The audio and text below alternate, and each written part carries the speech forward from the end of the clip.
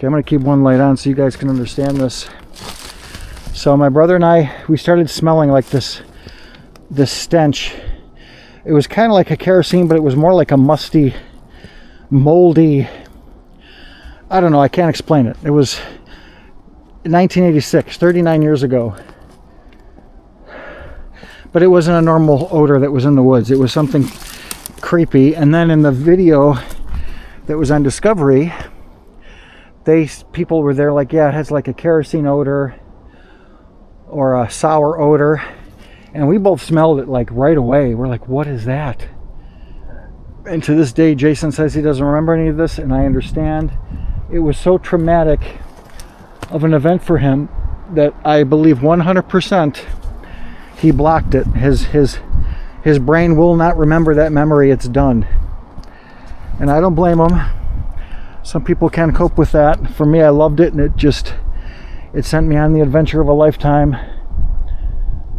and made me a magnet for those things.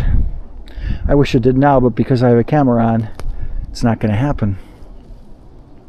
So we get to a tree. He was in front of me by about a foot because he was getting really nervous, and I was hitting his heels. I'm like, come on, move. I remember I was hitting his heels. He was getting scared, which is fine. He was only 10 years old. And we're in the creepy, scary woods. I had a flashlight. He didn't. That was my flashlight phase, where I was just getting these big million candle power lights and stuff back in the day before the word lumens was attached to anything. So he's right in front of me, and we get to a tree. It wasn't this big. Actually, it was about this big, maybe a little smaller. Okay, size of this tree. You know what? I'm going to turn both lights on.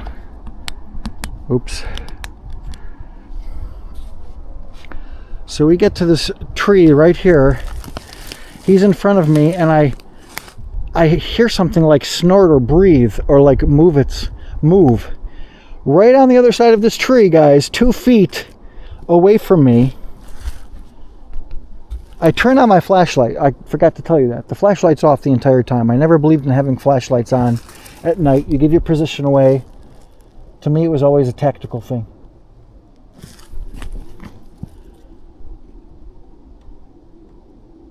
I just heard something before those trees started making noise in the wind. There's no wind right now. And something is in.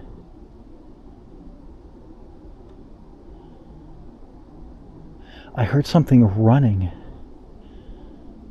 Deer don't make noise in the snow when they run. It was like a swish, like a whoosh, whoosh, whoosh. Maybe an owl flapping its wings. That could have probably been it because we saw the owl earlier. Maybe it was an owl. Okay. Anyways, now I'm getting creeped out. We get to this tree, and right to my left shoulder on the opposite side of this tree, I turn the flashlight down. I turn it on, and it was already pointed down like this. I see like hairy legs. It's going up. I see massive 3 or 4 foot wide shoulders, and I keep going up. And guys, this was all in. To me, explaining this, it was like, it was so surreal, and like right now my brain can't grasp, but that still happened to us. Anyways, I'm going up, and I see its face. He's looking right at me. It was at least, I was already at my 5'11 and a half height. I didn't grow after 12 years old. I was already tall. I would say at least, I don't want to overblow it. It was at least 7.5 feet tall. I mean, it maybe 8. It wasn't lower. It wasn't shorter than 7.5 feet. I wish Jason remembered this stuff so we could talk about it.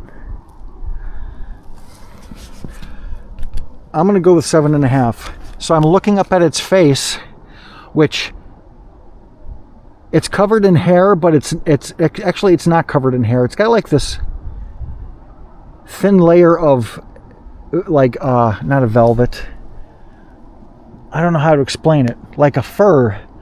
It's not hairy at all. It's really short, and then on its head and ears, everything else is super hairy. And this one was like a brownish, a dark brown. It wasn't black. It wasn't a rust colored. I've seen several different colors. hillside. But this was the first one. It was like more of not a dark brown. Maybe the light was throwing off the color because it was literally this close. Like it's right here. So maybe the light was making it look lighter than it was, and it was a dark brown. But that was the first experience. So here's what happened. This is the best part. Jason sees it. Now again, I told you we're on that path that led out to the easement. It was a big wide path. The exit to the easement was a good 12, 14 feet wide, and it was 10 feet tall. There was this big opening in the woods. The moonlight was coming through. You could see it. Jason starts screaming, taking off on this path. He scared the living shite out of the Bigfoot. This Bigfoot guy, the heck is that right in front of me? This thing jumped. It was startled because for a split second we were all just looking at each other. He was looking right at me. He was not looking at Jason. I don't know if it was a he or she. I'm just saying he for the heck of it. All I saw of its body were the feet, the shins and knees. The shoulders were disgustingly huge. Ask anybody that's ever seen the Sasquatch. They're going to tell you the shoulders were the dead giveaway. And then the height, and then its face. And I'll tell you what. This thing did not have a conical head like people say they do. Oh, well, you know, maybe it did, but I didn't look for it. I would think if it had like a conical head shape on top, I would have noticed it. It would have stuck out. It did not stick out to me. So I don't know if there's different, like Jim says, he hears about all these different tribes. Maybe they're different in different regions. I don't know why some would have conical heads and others wouldn't, but this one, I do not recall seeing that. In fact, on any of them, when lights were on them, I don't recall a conical head being a feature that stuck out to me. Except for the ones on Vaughn, those might have been, when we drew the pictures of what chased us, I think we all drew a slightly different head shape, like a pointed head. But this one didn't. So, Jason takes off screaming. I remember the Bigfoot, like his shoulders went up because he got scared. He went running in the opposite direction through what we called the rabbit dwelling. This freaking mask is getting in my freaking mouth. He runs through the rabbit dwelling. Jason's already out on the trails, the easement we call the trails. And I'm standing there in the with my flashlight, like just I'm in amazement of what just happened. We just saw the first feature episode of a Bigfoot thing on national cable. We go out in the woods and we see this thing. Jason scares the crap out of it, and I'm there standing there alone, and I don't know what to do. I wasn't scared of it because this thing was already gone. It was more scared than I was, that's for sure. So let's see what this looks like with the red light. It's not bright enough. Hold on, I know I'm in the middle of the story. There we go. So I run out to Jason. Other things took place I won't go into. He was freaking out. I remember he held my hand all the way back. We sprinted home. He was in shock. I told my mom. She was upset she didn't see it. She was really upset because she loved that kind of stuff. And the next day I went to Jason and talked to him about it, and he didn't remember a thing. He's like, "What are you talking about?" We talked about it at the first Christmas we spent together at his house with his family. He does not remember it. He just doesn't remember it. It's not like he's embarrassed to talk about it.